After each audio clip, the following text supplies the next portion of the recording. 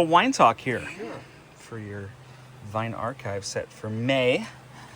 We've got some new things in the mix for you. I'm not sure if any of these are repeats. No, the ArPePe.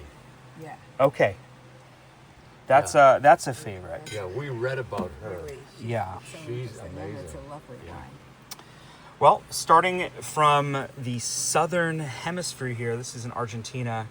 Gran Enemigo makes wonderful red wines. Their best red is a Cabernet Franc from an area called Valtellina. But this is a unique white wine called Torrontés. And I don't exactly know why they've chosen the flute, kind of a Riesling-shaped bottle for this. But it is an aromatic wine, so maybe that's part of it. Torrontés in Argentina is often a very inexpensive, sort of just sort of casual wine. This is the very best example that I've ever seen. So very aromatic, sort of like a Gewürztraminer or a Muscat.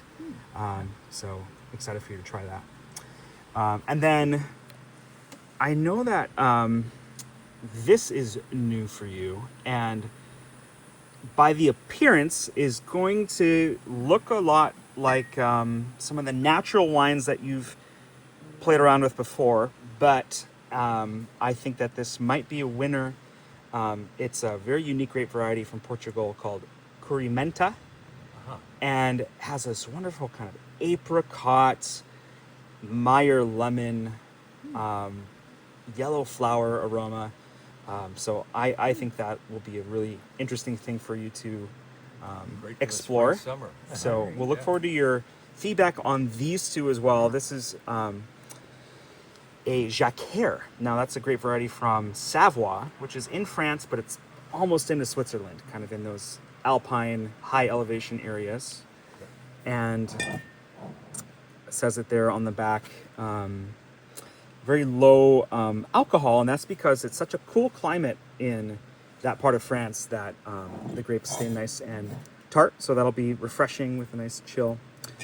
And then more on pretty classic end of things with Chablis, Sancerre, and Gavi. This is a Vauprin, which is a named area of Chablis. Not a Premier Cru, but a really excellent vineyard with a touch of age on it. So this will be nice. And sometimes a young Chablis can be really edgy, and with a couple years of bottle age, those soften up. Sancerre here, this is Sauvignon Blanc. And I know we've shared different Sauvignon Blanc with you before, and that's always a hit. And then very distinctive bottle here, Gavi.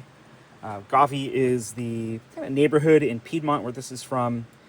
And the grape variety may actually not appear on the label unless it's in tiny text, but it's Cortese.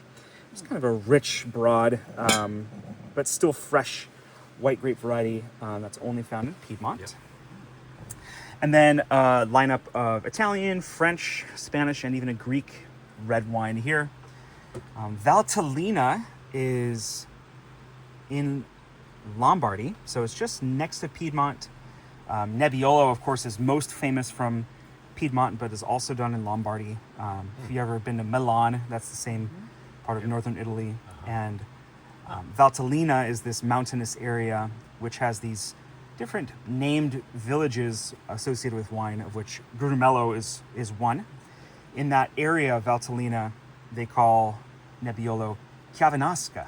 So it has that synonym, and ArPePe is one of the best producers of that. And I think Nebbiolo always benefits from a touch of bottle age, which this has.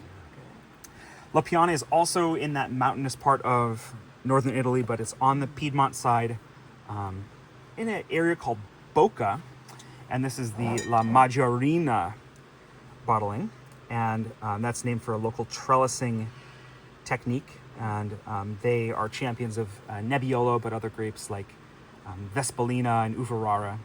I really enjoy the La Piana wines. You've had the Occhipinti before, and this is the 20th year they've done their Il Frappato bottling. Andrea and I had this not too long ago and just love this wine. Then a delightful red Burgundy Pinot Noir by Louis Boyot, Côte de Nuits-Villages. So this is essentially an appellation that exists to champion some of the lesser known villages in the Côte de Nuit.